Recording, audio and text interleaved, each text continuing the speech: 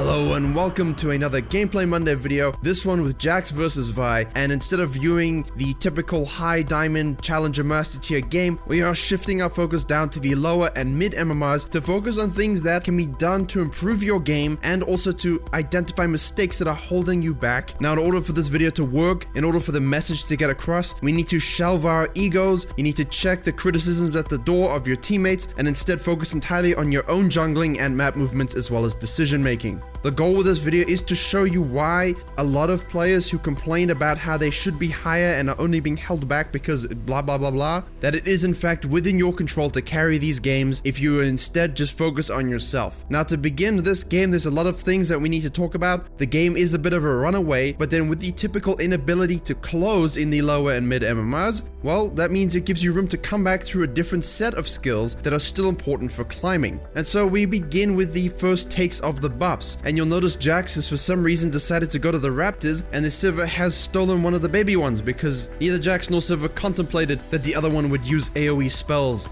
And you'll notice that the Vi, I don't know if she's typing, she takes a little bit of a break before doing her wolves. You gotta focus on the game. If you want to win, if you want to impact the game, you can't stand still for a little bit. Now, what she's also doing is kiting the camps a little bit to the direction she wants to go. It's not the best job of it, but she's dragging the wolves because she wants to go to her red afterwards. Whereas the Jax has gone from the Raptors to the red. Now, the Raptors and the red spawn at the same time, and he got a leash anyway. Just leash the red with your team. There's no reason to start on the Raptors as Jax when you can take the red and then move on up afterwards. It's kind of a waste of time. I mean, you're not really Kane in the situation, and the fact that they spawn at the same time now negates the benefits of starting Raptors in the first place. This lack of a game plan from both junglers is very apparent. They just kind of stuck in this, I gotta do my buff, I gotta do another camp, I gotta do another buff, and then I have to do a scuttle. There's no dynamic thinking going on with regards to their roots, which is why that was a topic of my most recent video. I've mentioned jokingly in a lot of my videos that people don't worry too much about scuttle crabs in the lower mid MMRs, and it's true, because they didn't focus that at all, they didn't think about it at all. It's just sort of an end point that they need to get to.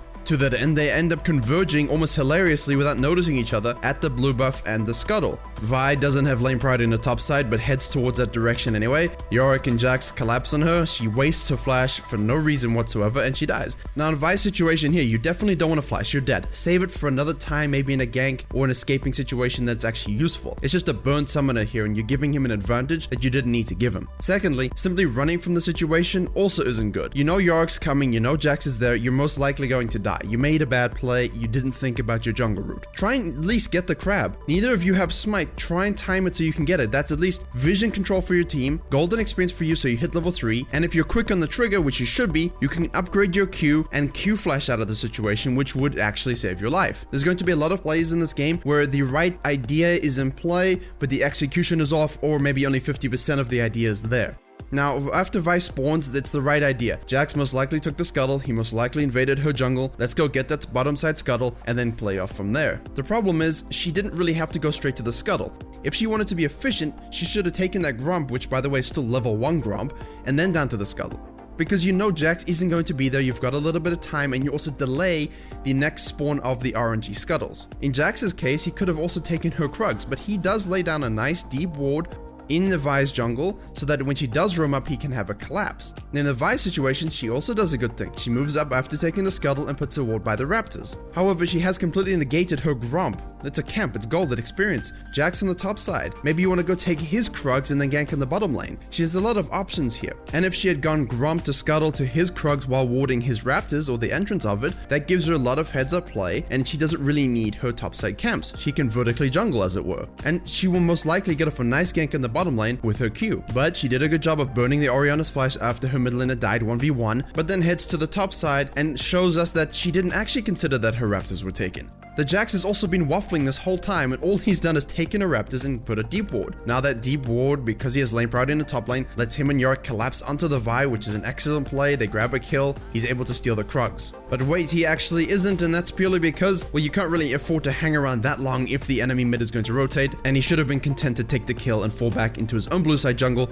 And now you see what I mean by completely inefficient pathing. Since the first 3 camps that they did, there are 2 buffs plus a secondary camp, all that has been taken is 1 Raptor camp by the Jax in the Vi's jungle. And you can kind of include the Krug camp there, but that's sort of a neutral fight zone at this stage. But we're this far into the game as Jax, you've got a huge lead and all you've taken is 4 camps. The Vi, you didn't even take your first Gromp, you didn't counter jungle his Krugs, you didn't gank on the bottom lane when you could have. Inefficient pathing is the biggest culprit in the lack of XP, the lack of gold, and the lack of impact the junglers have, because they don't understand when you should be counter jungling, when you should give up a side of your map and just take theirs in return, and how to use different angles from that to get off better ganks. Now Jax respawns, Vi respawns. Vi went to her Krugs to clean that up and then moved all the way down to do her Wolves and Gromp and the Scuttle, while Jax respawned and went and did his Krugs and then Raptors. Now the Raptors are a second take, but the Krugs were a first take, and you might have noticed he still hasn't even taken the level 1 camps on the Wolves and the Gromp in his blue side jungle, and the second round of buffs are already spawning. That should never happen. Now Vi's mid laner dies again,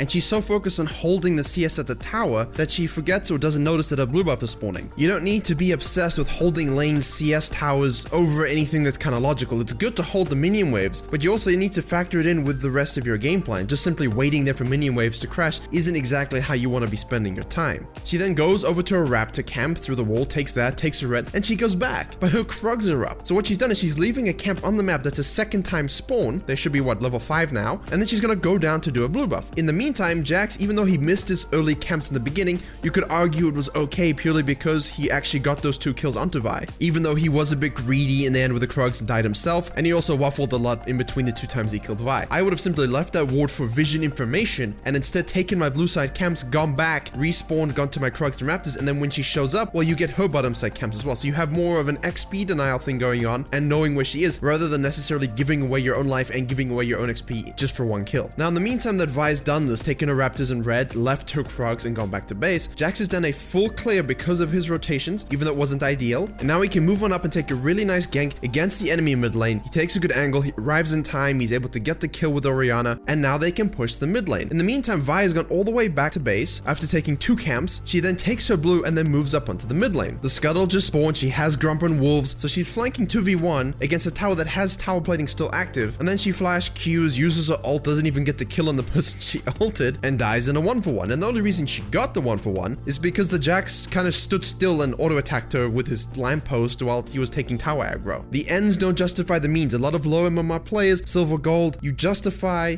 your actions by your outcomes. That's not how it works. Something can work out, doesn't mean it was a good idea in the first place. So in this situation, it's good to rotate over and hold it, but not flank from behind. Don't waste all your spells. Simply provide pressure to clear the wave so they don't get too many 160 gold dings on the tower, and then you can move and take the crab as well as your bottom side camps. And then maybe you could look for a bottom lane depending on the state of the lane, or you can just simply move into your top side jungle. Look at the top lane for some kind of play. You just literally took your blue buff and threw it away after ignoring it for the first 2.5 minutes of a spawn anyway. So it's a complete waste of resources and a waste of your time. The Jax, on the other hand, had a really high pressure early game, did a full clear, ganked mid, and then even pushed the tower to get extra gold procs on the plating with his mid laner.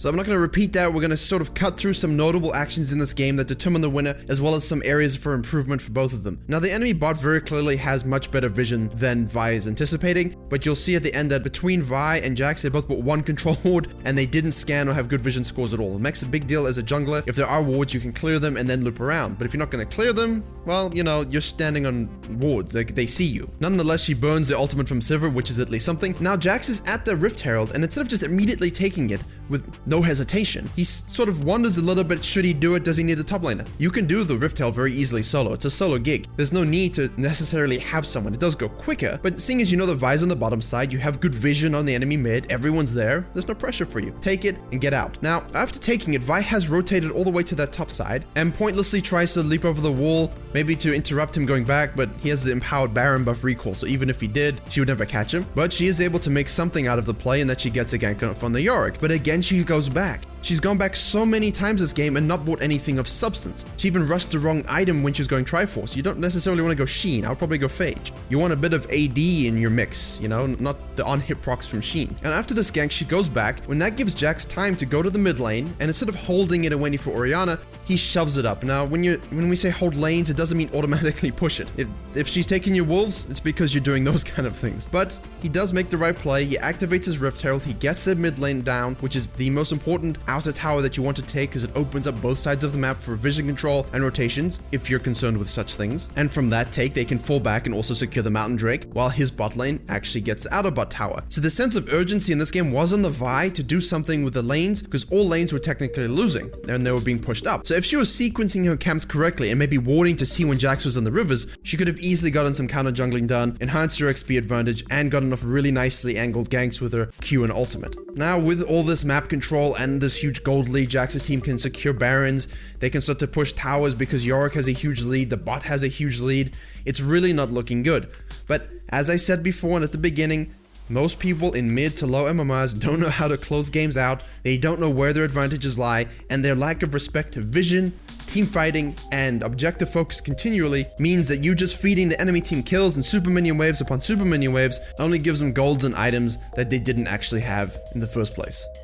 And I know I talk about skipping the waffling and the weird in-between stuff of people throwing, but I just want to show one instance in this case purely because the whole point of this video isn't to rip on them, it's to try and provide areas for improvement rather than unnecessarily praise them. But in this situation, even though the Jax has had a good game, he respawns after a bad fight, he takes his raptors and then moves on up to the enemy wolves. There's no reason for this. You're walking into unwatered dangerous territory. Guess what? He dies. The enemy team is on the back foot, you've pushed up the lanes, you have jungle pressure, why are you giving them a free kill and time to scale back into the game? It's a silly decision. You have raptors up, you have Krugs up, you have your whole side jungle up. If you were sequencing and pathing towards the camps correctly, i.e. if you wanted to do raptors and Krugs are up, head towards Krugs and then do raptors. Now you're in the mid lane and you can disperse accordingly while placing vision, especially if your team is a bit rambly at that point. You want to continually maximize your gold and experience in a game when you're trying to close it out. Now there are 3 more sequences I want to focus on for the end of this video. Despite the way they both began the game, and there are areas for improvement definitely, Vi has done very well in team fights and skirmishes to sort of help the game survive a little bit, while Jax has done nothing to really assist in closing despite the fact he's the fed one. They're both going full damage builds, by the way. So Jax again, he goes back and then he paths towards Dragon Pit. No particular reason, just does. And I don't know who's making the calls, but they saw or at least understood that the enemy team had most likely gone back at this stage and Garen was definitely on the bottom side with Yorick lane pressure. That means they could easily rotate and sneak a Baron. Great call, you're Jax, you can easily melt that, and they managed to secure that objective. From there, they're able to get an inhibitor. Not much more than that, but at least that's something. It's starting to bring the game to conclusion. However, what happens is Jax's team decides, hey, we're going to do a 1-3-1 split push. That means Jax is going to push the top lane with Baron. Yorick, who's been a power splitting boss this game, is going to go in the bottom lane with his Baron, while leaving 3 in the mid lane. Vi and her team understand what to do in this situation. You're not going to be able to hold with the Baron push with the 1-3-1. You have numbers in the mid lane, engage, win the fight, force the push down, and that's exactly what they do. The Baron buff is extinguished. It means Jack has to come back to base to defend. Now, if you're Vi's team, as soon as you know that you've won a little bit of a skirmish in the mid lane and you've got that pressure and that you've forced the enemy Jacks to come back, you leave. You don't overstand trying 2v2 with minimal HP against an inhibitor tower.